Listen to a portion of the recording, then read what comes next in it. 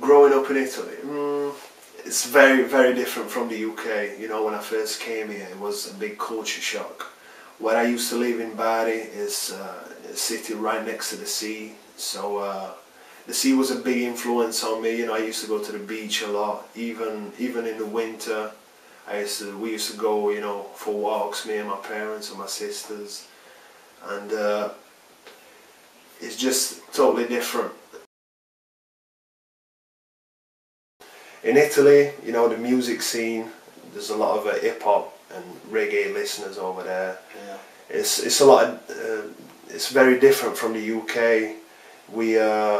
It's a lot harder to get your name out there and things, but at the same time, you know, locally in Bari there's a few big artists, and they're doing well because I think, you know, there's not a lot of hip-hop artists coming from Bari. Coming to England is how my life was supposed to be, you know. I always loved music, but sometimes I think back, oh, what if I was still in Italy, what would I be doing? Would I still be doing music? Would I maybe be famous? But, you know, I'm here because this is where life has brought me, so I just take it from there. I got into hip-hop and urban music because of the message. I related to it a lot. And so one day I just, you know, started to write rhymes with some guys in school. Then around 2000 I met a guy called Anton who had his own studio at home, and that's when I started getting deeper into it and, you know, writing more songs, producing tracks. And the love has just grown from there, stronger and stronger every year, and it's my passion and it's what I love to do. And musically, one of my favourite rappers is Nas. And also Bob Marley, and one of my favourite singers of all time is Al Green. I pretty much like to listen to a lot of different styles, and I take bits from everyone that I like and just, you know, incorporate into my own style. I'm just on my grind, tell it how I live it. I do this on a daily, if you want it, come and get it. Chasing up my dreams, I'm always getting higher. Call me gasoline, steady lighting on that fire. Improvement is a must, why you think I do this? Years ago I blew this, strip up like a nudist. Got rid of the stupid, fakers I don't need them. Catch me in my Benzo, but I ain't robbing hands, bro. No sleep, but I'm still being slept on. I'ma keep going till my breath's gone. Always dropping new shit, following my movement, sailing like a cruise ship. This is how I do it.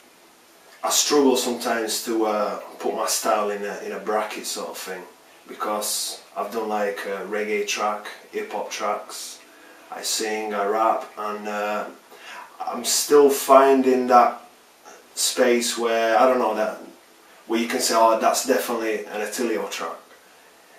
Maybe it's for the fans to put me into a bracket. I just see myself as an artist that makes music. I don't really have much of a budget.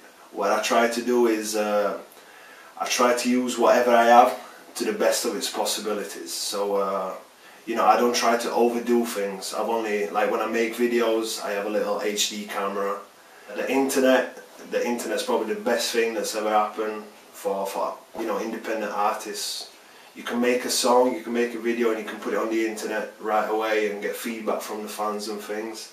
I record my music right here. All my equipment, my keyboard, my microphone's over there. I like to record at home because I'm in a comfortable place, and if I get an idea, I can, you know, record it right away. And yeah, it's just, I know the computer, I know the programs I have off by heart, so I know exactly how to make things sound well. I used to go to a lot of big studios in the area, but I noticed that, you know, even though there were £1 million studios, it comes down to the people you're working with. Because a lot of the times I spent, you know, maybe £200–300 to get a track to sound good, and then I produced the same thing in my own studio and it sounded just as good. So, you know, it's about the ear and what you can do with the equipment rather than, you know, money and big equipment. So I make everything at home.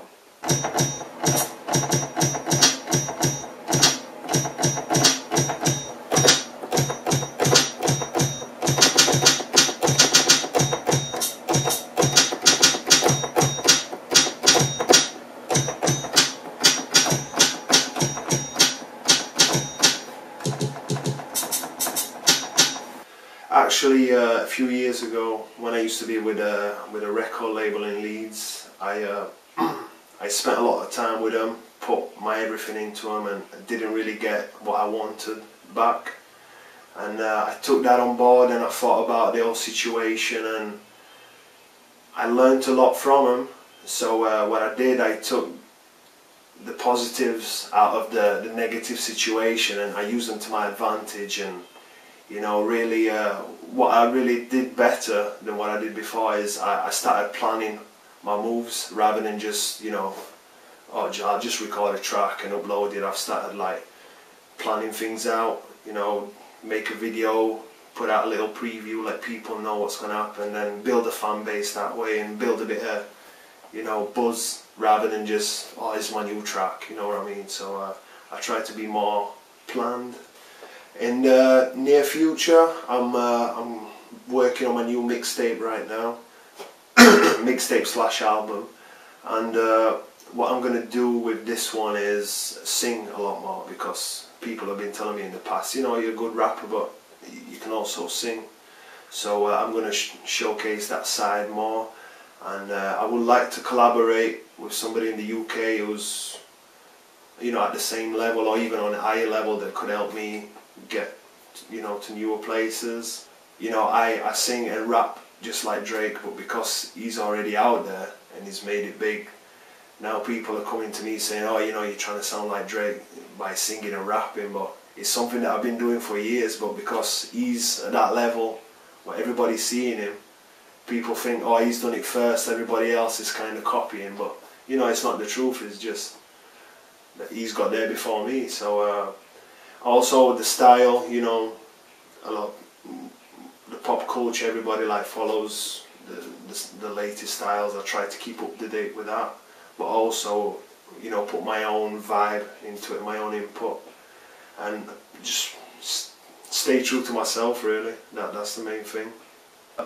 I went to college a few years ago. I did a course in music technology, like after work, just to get the ins and outs of how a studio works. But that's about it. I grew up, you know, listening to a lot of music, seeing live like opera shows and things, because my dad works in the theatre, and I used to sit in the crowd while they were doing rehearsals and just, you know, picture myself on that stage, thinking, you know, that's where I want to be one day. If I see an artist that I like, whether it's in the UK, in America, whichever country, I try to get hold of them and, you know, send them a message, send them a track. And if they reply saying, yeah, you want to collaborate, we'll just collaborate. What we usually do is, like, if I'll send them a track with my verse and maybe the hook, and then they'll record their verse, send me the WAV files back. I'll put it into the mix, and that's how we make the collaborations.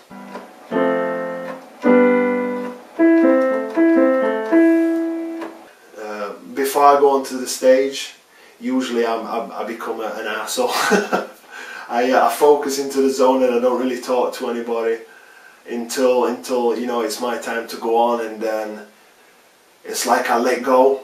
I feel like the butterflies in my stomach. I can't eat, I can't really drink anything. It's just like I'm tense, and then once I get onto the stage, I'm like, you know, I'm eager to go on there, and I love the vibe of being on stage, you know. Connecting to the fans and the people out there is just the best feeling.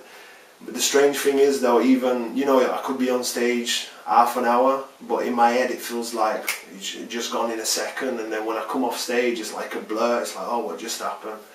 And then afterwards, that's when I usually feel like the buzz. I'm like, oh, I want to go back on there and do it all over again.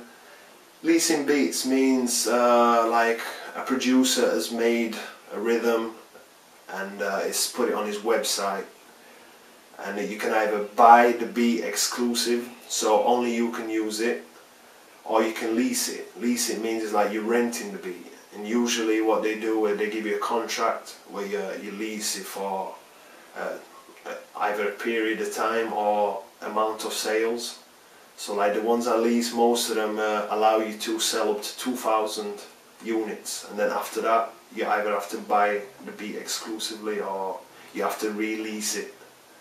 And it's pretty cheap, you know. You can get some for £5 up to £25, some charge 50 depending on the quality, but there's a lot of good producers out there, so why not?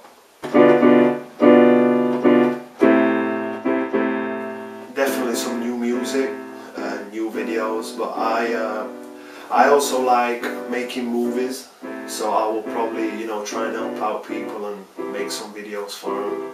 I already created like a section on my YouTube page called the Light Up Sessions. And what I'm trying to do with that is, you know, give opportunity to people who used to be like me. You know, in the past I could never, you know, get hold of people to make me videos or make me beats for cheap. It was always too expensive, so I like to give back that way.